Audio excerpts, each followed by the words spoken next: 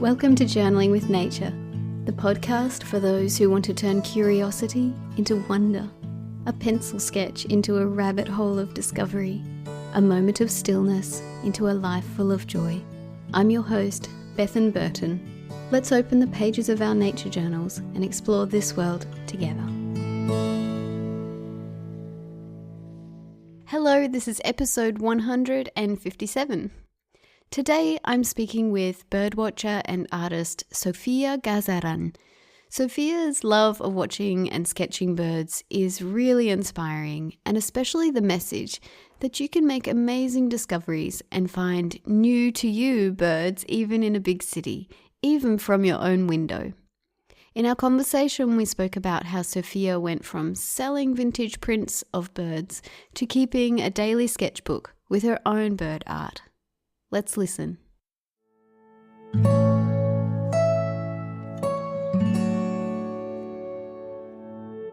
Sofia, thank you for taking the time to be here with me on the podcast. I'm very much looking forward to getting to know you. Thank you very much for the invitation. Really excited to speak about nature and birds, of course. Yeah, it's one of those things when you find someone's this is what happened from my end. I found your profile on Instagram and just fell in love with what you're doing, and it's such a delight to see you out there with the birds, and I thought I need to speak to you, so that it's a wonderful joy that this is happening. Thank you very much. I'm happy you like what I'm doing, and yeah, it would be nice to discuss this. Yeah, excellent. Well, I would love to know about the beginnings of your love of nature. And I'm wondering, I know you are from Russia, and I'm wondering what your childhood was like and whether nature was a part of that story. Well, actually, I think that every child loves nature. It's like the world of adults is too big for kids, and that's why they love plants and insects. And, you know, we all love nature when we are kids. And I think this is normal, and maybe in some way I am returning to this love of nature now.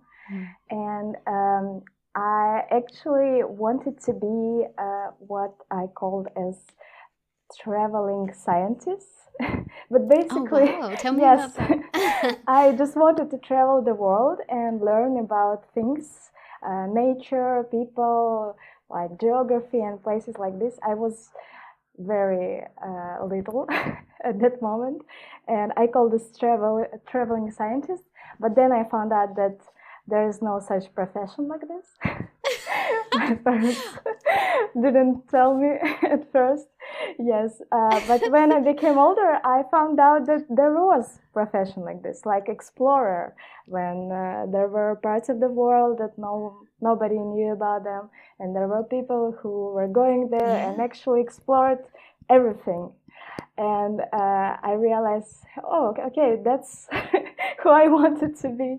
Yes. And I think at some point this interest in traveling and exploring turned more to the history and archaeology.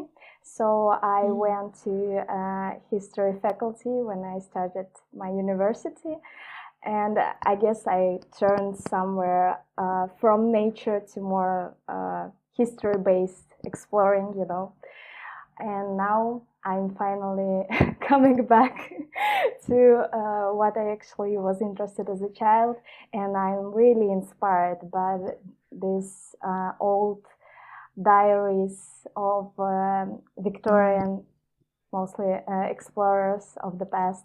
So it speaks to my inner child so deeply. This is what I wanted to do. Yes. Yeah. So this is amazing. I love that you had this idea, the traveling scientist and the perfect profession. And I can imagine, I can put myself in your shoes as a child and imagine the dream that must have been. And the beautiful thing about the world we live in now with the internet and people making their own jobs is that you can be a traveling scientist if you want to. And that's such an amazing thing. Yeah, at some moment I thought that like everything already discovered. You can go and find something new, But then I realized that no, we still have like new species found every day almost. And if not talking about nature only, but anything, there are new discoveries all the time. And what is even more important, you can discover something for yourself. It doesn't have to be a discovery for the world, something new for the world. If it's new for you, you still feel this excitement. So yeah, I think this is still possible to be traveling scientist in a way. Just because you want to. I can't stop smiling. I just love that phrase so much. And yes, the thing is, yes, you're discovering it for yourself, even if it's not discovering it for science, you're discovering it for yourself. And part of the beauty of what you do and what other nature journalists do is that they switch on that excitement in other people as well. And so with your work, you're saying, look at this bird, even if it's a common city bird. Mm-hmm. You're giving that excitement to someone else because you're pointing out the fascinating and beautiful things about the things that we see around us every day. Yes, this is actually what I would like to spread around, this feeling of excitement that anybody can have. And my friends, they're starting to notice some common birds around, and they are sending me pictures and like, what is this bird? And for me, it's like, okay, this is this bird. And for them, it's like, oh my God, I've never noticed this bird before. And it's amazing. So you love traveling, the traveling part of the traveling scientist, and you find yourself now in Portugal. Tell me about this the travel and now living abroad. Well, I traveled a lot before, and I lived in different countries just for a few months. Mm-hmm.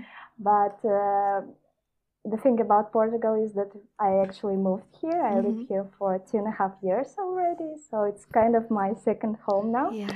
Not about traveling, but actually one of the things I love about Portugal that this is the homeland of very famous travelers and explorers like Vasco da Gama, Fernando Magellan, and I feel connected again to them and to the place I went, so it's actually amazing. And about my past travelings, now I'm thinking why I wasn't bird watching that much those days, because now I'm thinking, I probably saw so many interesting birds and I wasn't really interested in them. I need to go there again. Yes. Now I would look at the place with completely different eyes. Yeah. What does your landscape look like? Do you live in a city? Do you live close to parks? How do you access nature, and what does nature look like? I live in a very city center of Porto. It's the second biggest city in Portugal. It's not that big, probably comparing to Australian cities. Yeah, but I have a lot of trees and nature around, even outside my window, although I live in the city center, and there are a few parks nearby. So it's actually not a problem to connect with nature. And there is a favorite part of the year here I have. It's the actually most cold and rainy months of the year here. Usually these are December and January, but I love them because I can watch birds right from my balcony. I have I think it calls like bubblegum tree or something like this. And it has seeds, at this time of the year, and birds start coming, and there are no leaves, so I can see them very clearly. Yes, and I can bird watch from my balcony whole day and see 6 species within an hour for sure. It's like a natural bird feeder. Yes. And it's amazing that I live in a city center, and birds are coming right here, and you don't really need to go anywhere. Yeah. Oh, that's delightful. I remember once here there was a flax plant, and it grew this very big flower spike, and it's in my backyard, and the flower spike acted the same way. It just brought in all these birds, and I just was watching this beautiful display, and it's something else, isn't it? Yes. It's like they are coming to you, Yeah, partly, yeah, yes, inviting you to watch them. yeah. Yes. So you mentioned this love of vintage and Victorian aesthetic, and it actually led you in the past to create an online store called Print Your Bird. And I'd love for you to talk Yes. about this and the vintage bird illustrations that you were drawn to. Well, I think around year and a half, I had this idea of creating an Etsy shop with art related to birds. I realized that this is something that would combine things I like and in a way like a hobby and a side hustle, I don't know, something like this. Yeah. And I was actually going to draw birds myself, and I made several test illustrations that I could sell through this Etsy shop.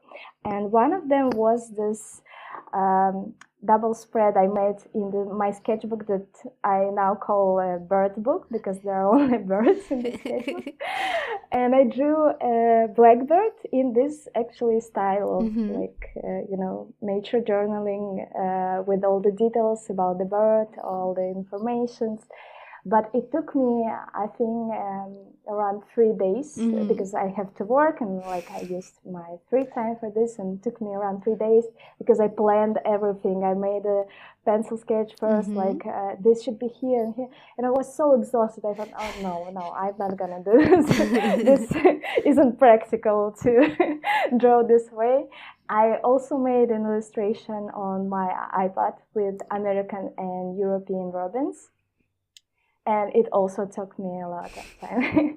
So I decided, okay, this is not a thing. I made a greeting card with the bird. I had several ideas for the text that it might have. And I made one, it was saying, "You are my super heron." Like, you are my superhero. I love it. Yeah, but super heron. And there was a drawing of a heron, of the heron, and the S in super was his neck. His neck? So, Oh, how yeah, sweet. yeah. Yeah. And I wanted to give it some like retro feel, and I like it, but again, it took me so much time to make. Of course, when you make something for the first time, it always takes a lot of time, but I realized this is not what I am ready to do, like on a regular basis. And along with these trial illustrations, I was learning about Etsy in general and how it works and what other people are selling there. And I found a store that was selling vintage prints, not only birds, but landscapes and other things, other subjects. And I was like, what? You can do this? I have a lot of vintage illustrations. And I actually, yes, had a link, I don't know, maybe for several years to the album on Flickr. If you know this website with images, and there is a library. It calls Biodiversity Heritage Library, and yeah, they have in like open source around 700 books related to nature science, and some of them about birds, some of them not. But on Flickr, they created albums for each book with illustrations from this book. So I had this link for several years, and sometimes I was checking like what interesting they have there, because the amount of pictures there is enormous. And I was saving some illustrations of birds that I like. And when I found out that people actually are selling these prints, I thought, okay, I already have this. Maybe I could help other people to enjoy them. Yes. And I'm a graphic designer as my profession, so I have all the programs that you need to enhance the quality of these prints to make them like from book illustration to a big poster, turn them to the big poster. So I knew how to do this and make them better, and I thought, okay, this meant to be. This is what I like, all this vintage aesthetic, all these prints, and I would like to share this with others, so maybe I should do this. So I started this Etsy shop with this attitude, and I created several prints there for sale. And then I started my Instagram account to promote these prints, and at some point I make a turn to like show my account to other bird watchers. So I started bird watching a lot and showing this in my account. And then at some point I drew birds and thought, okay, I can show how I'm drawing birds. Like people who love art and birds will definitely like my vintage prints. And there something went like not wrong, actually good. That I started draw a lot and I realized, oh my God, this is what I want to do. Yeah, and now I just don't have time for both drawing birds myself and doing something with the vintage prints. I also realized that probably similar-minded to me people can find these prints by themselves, so I feel a little bit, I don't know, imposter syndrome probably, that I don't provide any value with these prints. So I realized that probably I need to maybe not shut down the Etsy shop, but make it more about my prints, because I notice that people are confusing. They find my account and they see my drawings, and then they open an Etsy shop and they think that, okay, this is probably her final pieces, not sketches that she is showing. Yes, and I think it should be about something one. I love that you were drawn to these old prints or old illustrations, and that has sparked you into your own passion, and it's led you in a different direction, but that it sent you on your way towards finding what it is you really want to do, which is do your own illustrations and share that with others. Yeah, that's true. I really find those vintage pieces inspiring, and I still would like to share with people. Yeah, but probably in a different way. So I'm still figuring out how to do this right. I'm interested in whether there's any bird illustrators in history or modern day that really inspire you, that you're drawn to most of all. Yeah, of course. I have a lot of vintage artists, of course, that inspire me, and there are names like, I don't know, John James Audubon or George Edwards and John and Elizabeth Gould, a couple that both were drawing birds, or there is a family of brothers, and there were three brothers who were drawing birds. I think they are Finnish brothers von Wright. They all were ornithologists and were drawing birds. I think this is amazing. Yeah, imagine. Yes.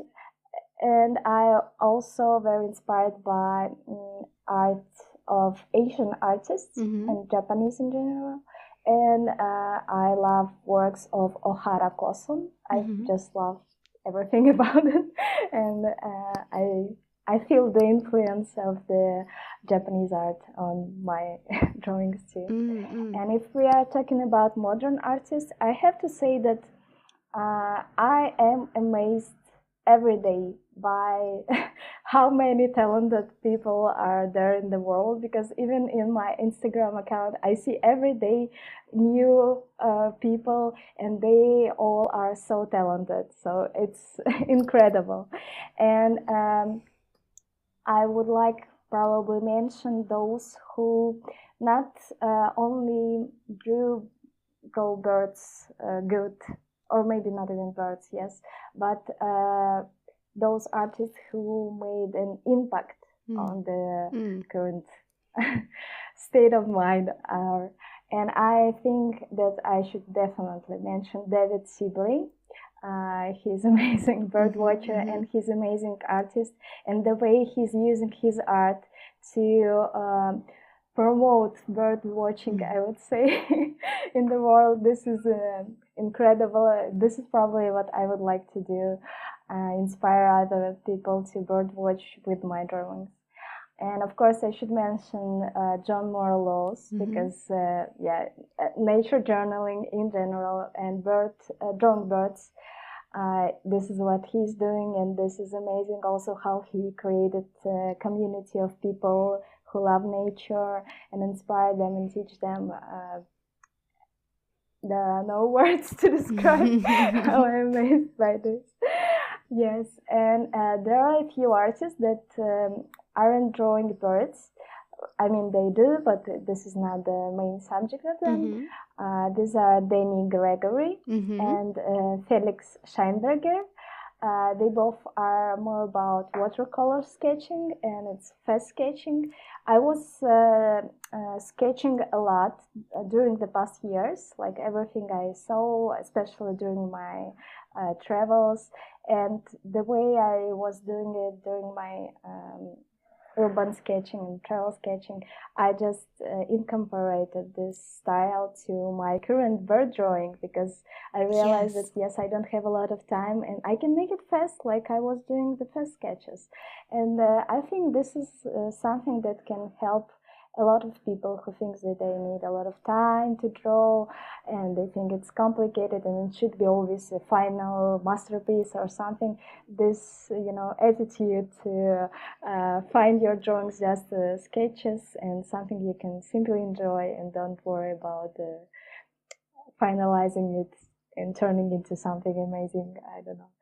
And I love that Danny Gregory and Felix Scheinberger made this, explaining this. And Danny Gregory actually made 2 books with collection of sketchbooks by different artists. Yes. One is like sketchbooks in general, and one with travel sketchbooks. And when I read first of the books, I was so inspired. It was showing like you can do whatever you want in your sketchbook, because every sketchbook was so different, and every artist had its own way to express himself, and all of them had different background. You don't have to have a degree in art, to start drawing, to be in the book.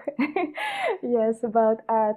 And it was so inspiring and liberating in a way that, you can do whatever you want.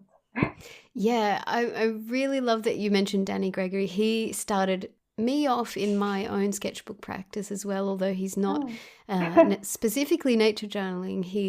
His style of just saying, go out there and draw your shoes, draw your hands, draw your breakfast, draw whatever's around you, draw your life, basically. It's very motivating, like you said. And I actually chatted to Danny Gregory on this podcast a while back. I should find this episode. Yeah, I would love to listen. It was wonderful, and it's wonderful to meet one of your inspirations, so that was a real privilege to chat to him. But I wanted to get him on the podcast for that reason, to share that idea with nature journalers, because I think as nature journalers, and especially if we're doing nature art, you can fall into the trap of needing to get into the details and get it perfect. And Danny Gregory is not about that. He's about the opposite of that, which is just get down the next thing and the next thing and move on to the next thing, and it doesn't matter. And I find that really inspiring. I totally agree. I'm really interested to hear about your history with birdwatching. It sounds like you've loved birds for a long time, and I wonder how you started specifically bird-watching. Well, I have to say that I didn't like birds as a child. Embarrassed to say this, but we had like some bird guidebook at home when I was a child. It has photos there, not illustrations.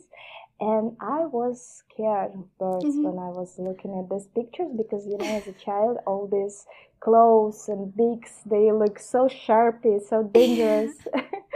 And I was scared of this book, not scared of the birds. I wasn't scared of them outside, but I was scared of the book. Yes. But I think around 8 years ago, I heard a bird singing outside my window. And I thought, oh my God, the song is so beautiful. It must be some exotic bird, I don't know, accidentally came here. Nobody heard it before, I don't know, something like this. And I was trying to figure out what bird is this.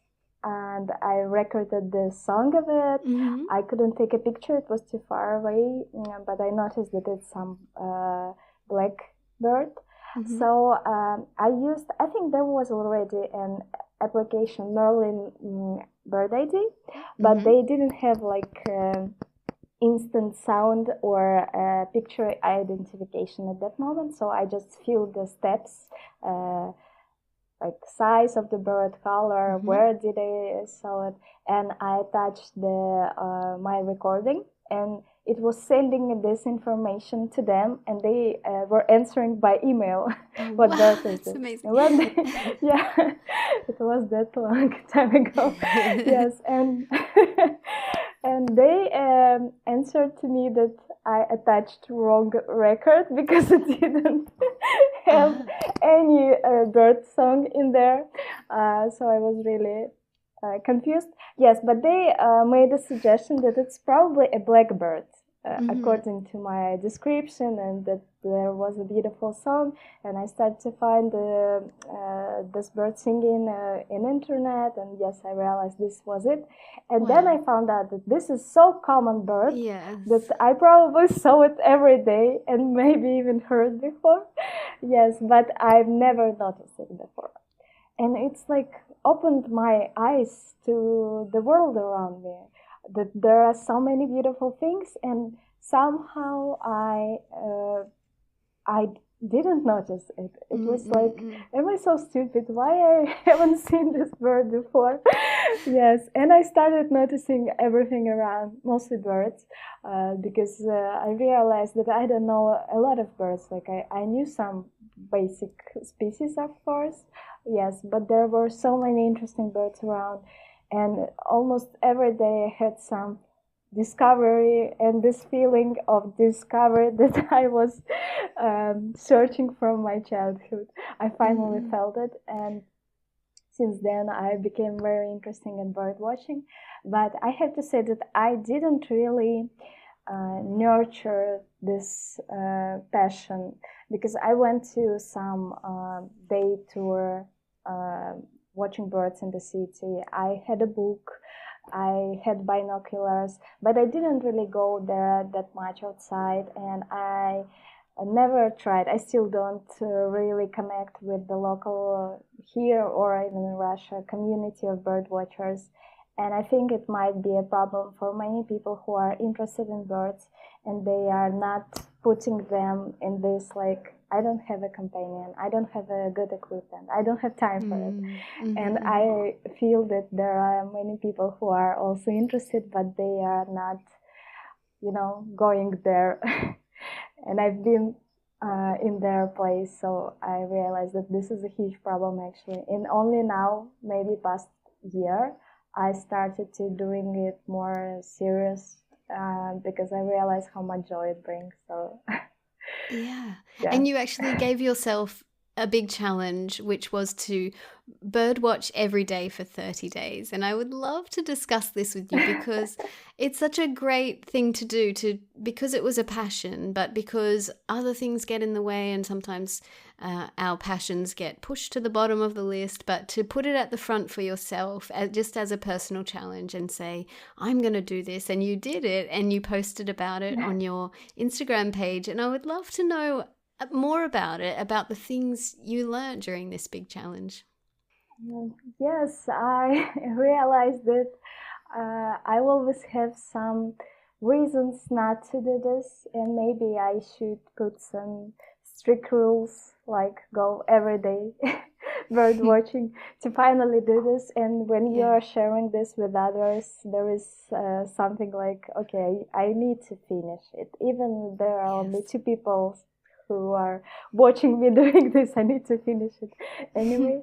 And yes, I went bird watching, and sometimes it was like 10 minutes in a park, because this was all I had. Sometimes I grab my monocular with me, and when I was going, I don't know, to meet my friend, and I was watching birds on the way. On the way, yeah. But, yeah, yes. But sometimes, of course, I spend like 3 hours in the park and watching birds, and it was amazing, because I was forgetting myself. I was forgetting all my problems. When you are there in a spot in a park and you have a goal, like find the birds, and you don't really care about other things. And I think this is amazing. This is really calm you down, and you're there with nature, and you feel this beautiful feeling of searching for something interesting and connection with world around you. This is an amazing feeling, and I really, really love this. Yeah, and I found I don't know, I think I had like around 10 lifers, meaning the birds I've never saw before during this month. This is not a big number actually, but since I was mostly going to the nearest parks, I think this is a great result. And one day I actually found eggs of a peahen in the park. This was amazing because yes, at one day I went to the park and I found there are peacocks, peafowl in the park, and it's okay, they are there all the time. But one day I went there and I saw one peahen with a chick on a specific place, and it looked so cozy there, and people were passing by, but they didn't see the bird because it was hidden a little bit. And within, I don't know, a couple days after, I came back to see if the bird is still there, and I found eggs there. The bird wasn't there, but the eggs were there. Wow.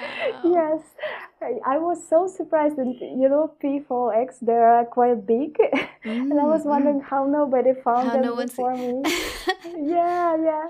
And I went to some staff of the park to tell them that there are eggs there. There's something, because of course they need to protect them from, I don't know, people can be different. Somebody maybe decide to take an egg and grow a pig at home. Yes, so they need to protect those eggs for sure.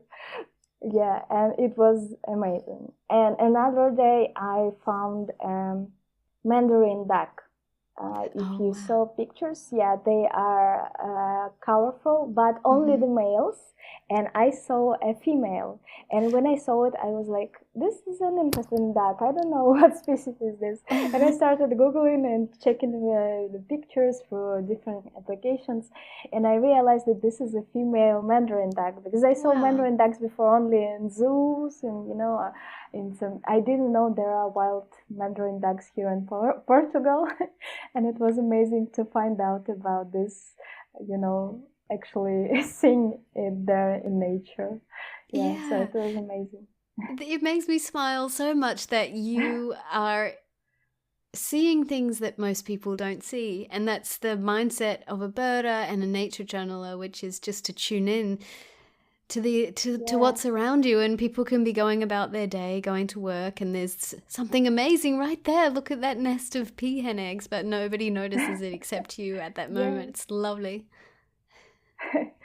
Yeah, actually this happened, this realization that I didn't notice a lot of things and other people don't still. It came to me at the very first day of my challenge, because I went to the park and the first birds I found were firecrests. These are one of the smallest birds in Europe. They're really tiny but so beautiful. They have like crowns on their head. And I saw them before, but the most amazing thing was that like people were literally passing by and didn't know that so amazing birds are near them. And I was amazed, and I thought, okay, this challenge will be amazing for sure if I can find some interesting birds right here. Yeah. That's so cool. I'm wondering about your apps that you use. You mentioned Merlin previously, but I'm wondering if there are other favorite apps that help you ID birds that you haven't seen before. Well, I definitely think that Merlin Bird ID is amazing, because they have not only sound identification, you can identify the pictures you take, and there is also the step-by-step identification. But sometimes I use another app for sound identification. It calls BirdNet, and it has a little bit different way of identification, because Merlin Bird ID is more like you are turning it on and it's listening all the birds around and then telling you which bird is it. but it needs some time, more time than BirdNet to realize what bird is this. And when I hear an interesting call of a bird, I usually turn on BirdNet because it's recording it, and I can choose this part of the recording and ask, what was this, And I love this app too. And basically, this is all you need to identify bird. Sometimes if they are not doing their work that good, they are not sure what bird is it. I just start into Google, like, I don't know, brown bird with a yellow spot or something like this. Yeah. And then look at the pictures. Oh, okay, this is mine.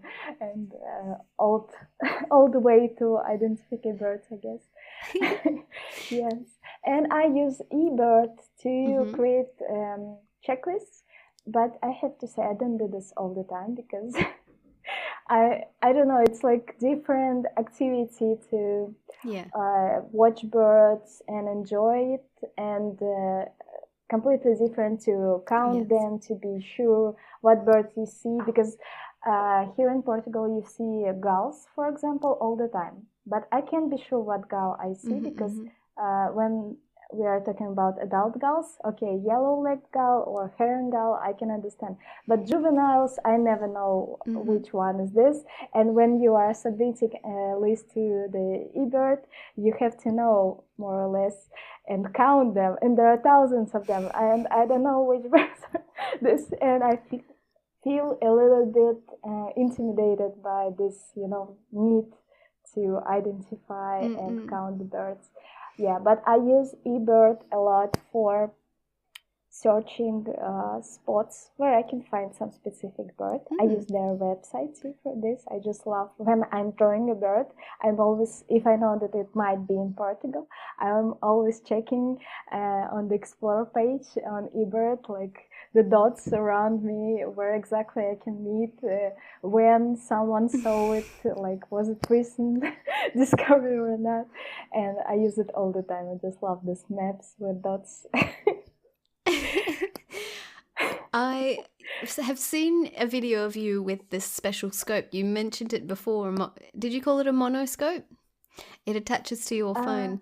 I'm still not sure what's the right word for this, I have to say. I think you can call it a scope or a monocular. Monocular, that's what you said. Yeah. Tell me about that. So it attaches to your phone and just magnifies or brings you closer to the bird?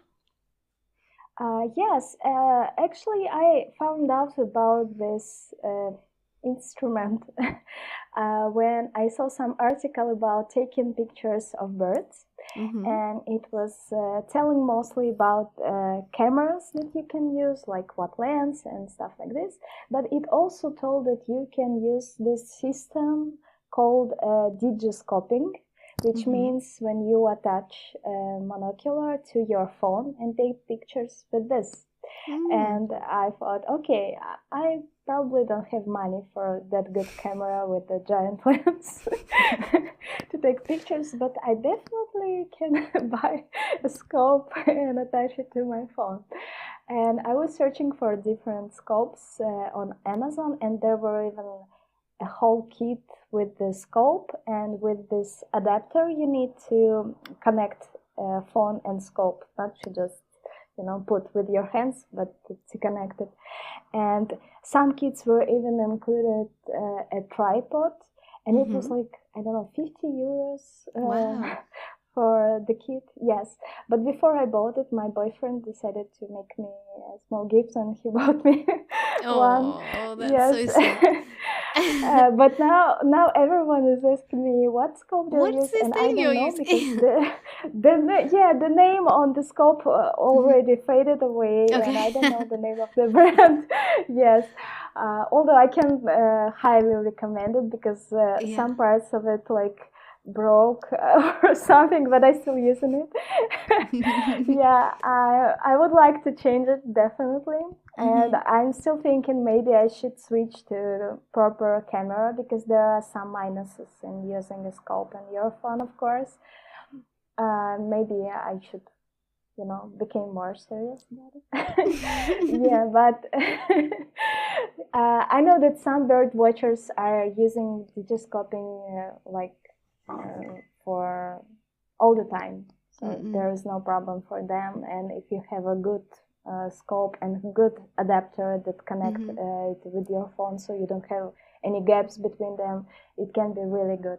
But I think it's really convenient because I just grab it and I have a phone with me all the time.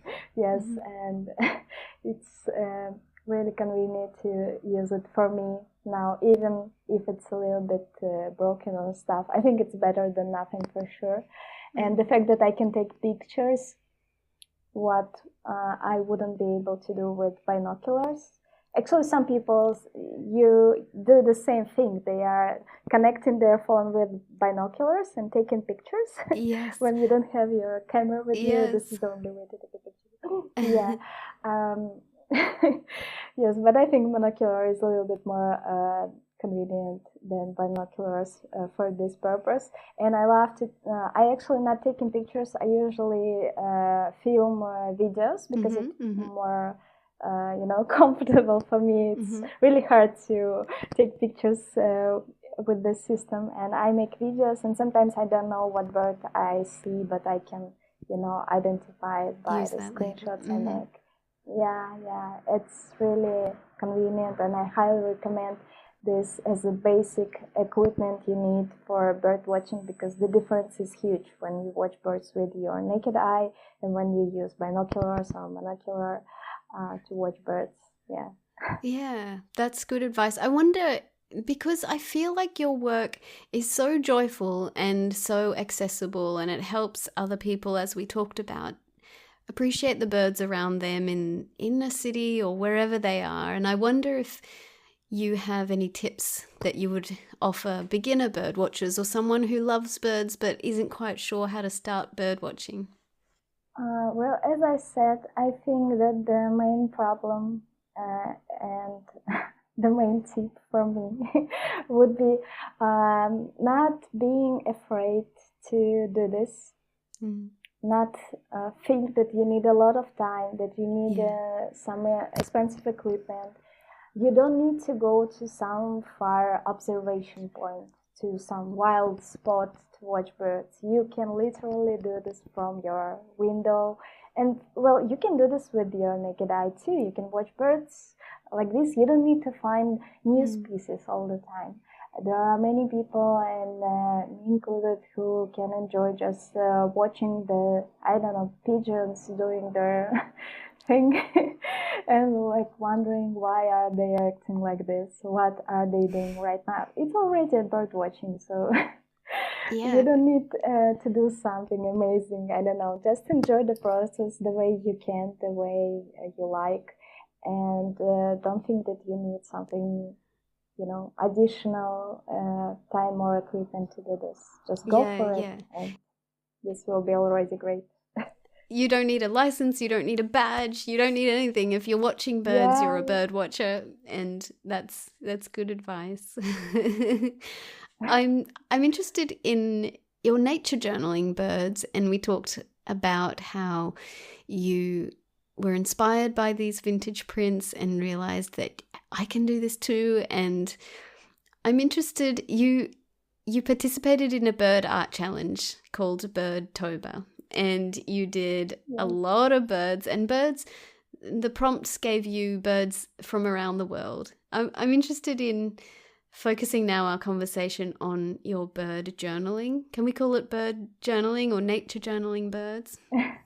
But I'm interested in your process and putting birds on the page and then doing research, because a lot of your pages have information, and I'm interested in your search for information about birds, what guides that, and the things that you like to find out and put down in your bird nature journal. Yes, I participated in the art challenge, and I think this was the moment when I realized that this is actually what I would like to do, draw birds all the time. And yes, at the moment when the challenge started, I had just a few bird drawings. Besides my sketches in where I was just sketch everything, I had, of course, bird sketches there too. But I had this blackbird drawing in my bird book, what I call the bird book, and I also made a double spread with owls of Portugal there, and I enjoy it. And when I found out there is an art challenge with daily drawing, I realized that I want to participate really badly. And after I had this experience with daily bird watching, I realized that I have a little bit more free time than I thought. That I can find at least 15 minutes every day to do something I like, but usually even more. And I decided to participate, and it was amazing experience. First of all, because yes, the prompts were from all over the world, and some birds were so interesting. I would never heard about them because they are from Australia, for example. How would I know about birds from Australia? Yes, and I love searching for information about each bird, like where does it live, what does it eat, I don't know, what is its habitat, what is so special about this bird. And there were amazing birds like turacos, for example, or potus, or a tailor bird that is knitting leaves, and creating a nest from wow. Yes, that's why it's tailor. Yeah, and it was an incredible experience, and this feeling of the community of people who are not only about art, because I was connected some before to community of artists, but I never was connected to a community of artists who love birds, and it was like, okay, this is perfect. I love it. And it's supposed to be a little bit challenging to draw every day, especially since I was dedicating a whole double spread for each bird, and I was making this studying before drawing, which actually took me more time than drawing itself usually. And I realized that the only thing that is challenging for me, not the fact that I have to draw the birds, but the fact that I have to do something else beside this in my life. I was like, okay, job, cards, I don't care. I want to draw birds. Yeah. Everything else was a distraction from the main thing. Yes, and at this point I realized how much I like it actually, and how simple in a way this can be for me, that I shouldn't be so worried about everything being perfect, and when I have a limited amount of time, but I need to finish this, and I was like, okay, I'm doing it. And at the end I was thinking, oh, it's actually really nice. And when the challenge was over, I realized that I'm not gonna stop. I want to draw birds. And yes, I decided that I would like to continue the series of birds of Portugal that I started with the owls drawings. And then after the Birdtober, there was, I think, some challenge for a week or so about crows. And I thought, okay, I will draw crows that live in Portugal. And then, okay, what's next? And I just opened the list of birds of Portugal on Wikipedia. And I was like, okay, what family will be next? And I'm still doing this, and I enjoy this a lot. And I think it helps me to understand what amazing birds I can meet here. And when I'm drawing them, of course, I realize some information about them, where I can find them. And I actually met some of the birds I drew, and it was incredible. When I was drawing owls of Portugal, I'd never seen a wild owl before, and I was hoping to meet one soon, and it happened. That's amazing. So you were drawing the bird, and then you came across it in real life after you had spent time getting to know it on your page. Yes. That's so amazing. Yes, this is amazing actually feeling because I felt like I don't know, I summoned this bird in my life Yes. after I was drawing. Yes, and when I saw it, I was like, okay, I did it for a purpose. I found this bird after that, and it was amazing. And I also drew a glossy ibis in my Birds of Portugal series. And then we went to a park with my boyfriend, and I grabbed my bird book with me to draw some birds. And the first bird we saw in the park was this glossy ibis, which I thought was so hard to find. And then I see it just near the bench we were going to sit. I was like, ah! My boyfriend is always laughing at me when I meet a bird and acting like a crazy person. Is he a bird watcher as well? No, he's not. He's watching me excited about birds. He's watching me watch birds. I love that. Yeah, because I'm actually acting weird sometimes. And there was a moment when we were on a hike and we saw a hoopoe. I don't know if you have a hoopoe in Australia, probably you don't. It's really beautiful bird, and it was actually the second time in my life when I saw it. But first time I wasn't even sure that it's a hoopoe. I realized that it was it after we saw it, and this time I saw it. I even had my scope with me so I could take a picture of it. But I saw it at the moment when it started to fly away, and I literally grabbed my head with my hands and was saying, "It was hoopoe, it was hoopoe." My boyfriend was laughing so much for me. He was telling the story to our friends after this. Like, can you imagine how That's crazy amazing. is he? Yeah, but he is very patient. When we go out together in some park and I grab my scope, which means that I will watch birds, and he's okay with this. I really appreciate this because he's not really into birds, but he's asking me sometimes like, what is this bird or something like this. So I think he's getting into it a little bit. I'm working on it. That's amazing. I love that so much. And so you started drawing birds for Birdtober and getting more into it. And you've mentioned the Birds of Portugal. It turned into a bit of a Birds of Portugal project. And so you're creating a field guide of Birds of Portugal. And I'm really interested about how this makes you feel connected with Portugal and if it helps you know your place more deeply. It definitely do help me to know the place because although I was born and grew up in Kaliningrad, it's actually geographically separated part of Russia. It's located almost in the, again, geographical center of Europe, not European Union, but as a continent. It's between Poland and Lithuania, so I grew up in Europe, but more in the eastern part. And we have a lot of birds common in Kaliningrad and here in Portugal.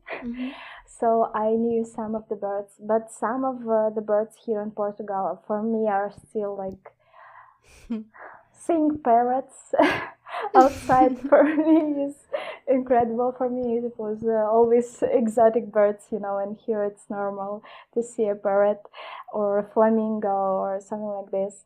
And some birds, of course, are the birds that I've never heard about before, and I'm still amazed. And sometimes I even just look at the list of the birds that I will draw in the future, and I become so excited about the day when I will be drawing these birds because the birds are amazing. And yes, it's so interesting to learn about them, and I think this is actually a good practice for any bird watcher to start drawing their bird guide book, because it doesn't matter what are your skills, you learn about the bird a lot when you are drawing. First of all, you read about it, of course, before you draw. You understand in what order, family this bird is, what birds it's related to. And when you are drawing it, you see pictures different, you see how bird will look in flight, and etc. And when you are drawing it, you are seeing the details of the look, you understand the difference between these pieces and this. It's so useful. And you don't have to show your drawings to someone. Yes, you can do this just to enjoy yourself. And I know that some people are not setting that big goal to draw like all the birds of the country they live in, but you can choose a smaller area around you. You can draw birds in your garden, actually, or the birds that you can meet in your garden. But yes, it will be anyway really enjoyable and useful, I think. Yeah, setting a personal goal of making a field guide to your own backyard is a wonderful way to get to know the birds around you and to pay attention. And to, I once did a bird that I was hearing the call regularly at one time of year, and I couldn't make it stick in my brain who belonged to this call, and I figured out that it was the Australasian fig bird, and it comes around when the figs are fruiting here, and I did this big page of the male and the female and what they look like and their plumage and the whole thing. And after I finished that particular page, it's forever in my mind now. And as soon as I hear the Australasian fig bird, I just know it and I feel connected to it. It's an old friend, and it's just simply because I made a point of putting that down on a page. And you can do that with all the birds that visit your garden regularly. That's a wonderful idea for a personal project. Yes, I totally agree with this. And I actually started a new sketchbook with the lifers, again, the birds that I saw for the first time, but just for this year. And I started to draw the moment I saw them, because I usually have more or less a picture of this moment, yes, but also making a more detailed drawing based on the pictures I found on the internet. And I was leaving a date and location where I met the bird, and something about my memories, how I met it. And yeah, it changed a lot, because I didn't do this previous year, and I kind of regretting because I think it would be amazing to keep these memories on this new level. Yeah, highly recommend. One of the things you are doing at the moment, which I think is really inspiring, and especially from an artistic development point of view, you have started drawing the same bird every month on the same page. And I'm really interested in this as an experience, what it teaches you, and especially what you're learning about your drawing skills and how they develop over time. This wasn't supposed to be like a challenge, as it turned out in Instagram. There was a moment when I made a drawing of an Egyptian goose for the second time, because I made one for some challenge, and then I had to draw it again for my Birds of Portugal series. And when I was posting this second picture, I left some comment like, maybe I should start drawing this bird every month to see how my skills change. And then I realized that, well, actually, maybe I should do this. And I decided to set some, some rules for myself, because I wanted to see how my skills develop through time. So it's supposed to be the same reference, so the bird is always the same size and materials. And I also set a time limit, because of course the drawing can be very different when you spend 5 minutes and when you spend 1 hour. So I set all these rules for myself and decided to draw a pigeon. And I posted this on Instagram, and I got so amazing response to this, and some artists started to doing this too, because I thought that it would be a nice idea to use some hashtag for this, like to track my progress. And I posted information for this, but I guess it was a signal for other artists that they it's a great idea. I think I maybe even actually said something like, if you want, you can join. Join in. But I didn't expect anyone to join. Yeah. And now there's a community. It's small, but I feel so connected to these people who are participating in this challenge. And we already made 4 drawings for 4 months. And every artist choose different birds, which was already amazing, because it's so interesting why people are choosing different birds. And they use different approach. So not everyone set the same limits as I did. Someone just drawing the same bird, but different poses, or trying different materials. Everyone has its own goal for this challenge, and it's actually beautiful and amazing to watch. And for me, I thought that I actually made the first drawing really bad. I didn't like it at all. Like, it was worse than my usual drawings. And I thought, okay, then it's good, because the other drawings will look better comparing to the first one. Yes. And when I made the second one, I thought, okay, this one actually is nice. What will be next? So what can change, through time?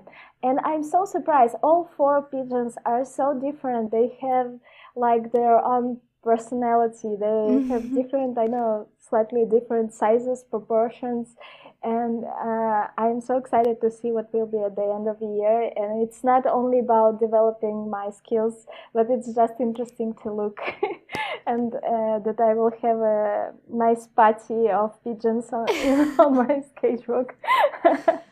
Yeah, and it's amazing. Yeah, I didn't think that it would be so interesting to do so, and I highly recommend to try.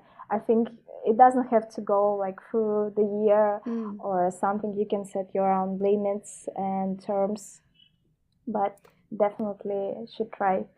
It's interesting for sure. Yeah, I love that. And I love that it's bringing community into your life as well, and other artists are inspired by that and joining in. That's an extra added benefit. Yes, that's true. I would love to ask you finally about the feeling of bird watching, and how does drawing birds and watching birds bring peace into your life?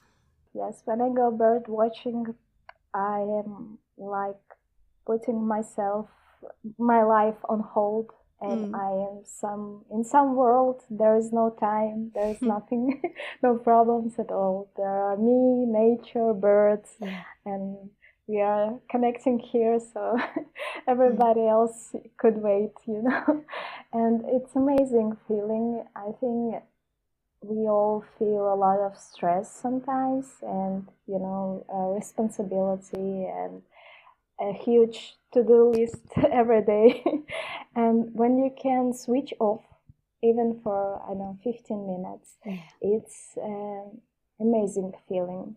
And there are different activities that can give you this feeling, of course, but for me, bird watching and drawing birds, surprisingly, and giving me exactly the same feeling. When I'm drawing birds at home, I'm also like forgetting everything, and I'm just here thinking about each stroke I make, and nothing else matters. And I actually would like to start drawing more in the wild, like not watch and draw at the same time. I'm trying to imagine how wonderful this would be.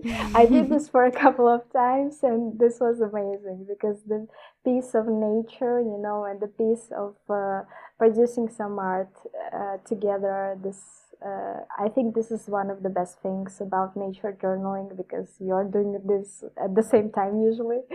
And yes, I think this is amazing, and I highly recommend for anyone to try. There are some activities, as I said, that can give you this feeling, but these are for sure will help you with this. Thank you so much for joining me today. It's been just such a great pleasure to get to know you a little and hear more about your birding journey and your nature art. Thank you again. Thank you very much, and thank you for your project. When I found out about it, I was so excited to listen to all the episodes and to read your blog and things like this, because it's a treasure for any nature lover Thank you really much.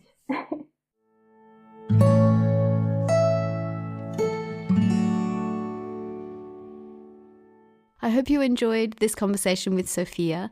I loved the idea of the travelling scientist and that this childhood dream can come true in its own way as Sofia travels the world and finds her own discoveries in nature. I enjoyed the insight from Sofia's work about how making an entry into a daily sketchbook doesn't have to take up a huge amount of time, and it can be done wherever you are, in a park, in a cafe, or just beside your window at home. I left a list in the show notes of the artists who have inspired Sofia, as well as the bird apps that she uses while she's out birdwatching. In the show notes, you'll also find a link to her Instagram where you can follow along with her daily bird journal and other creative adventures. Thank you so much for listening. See you next week.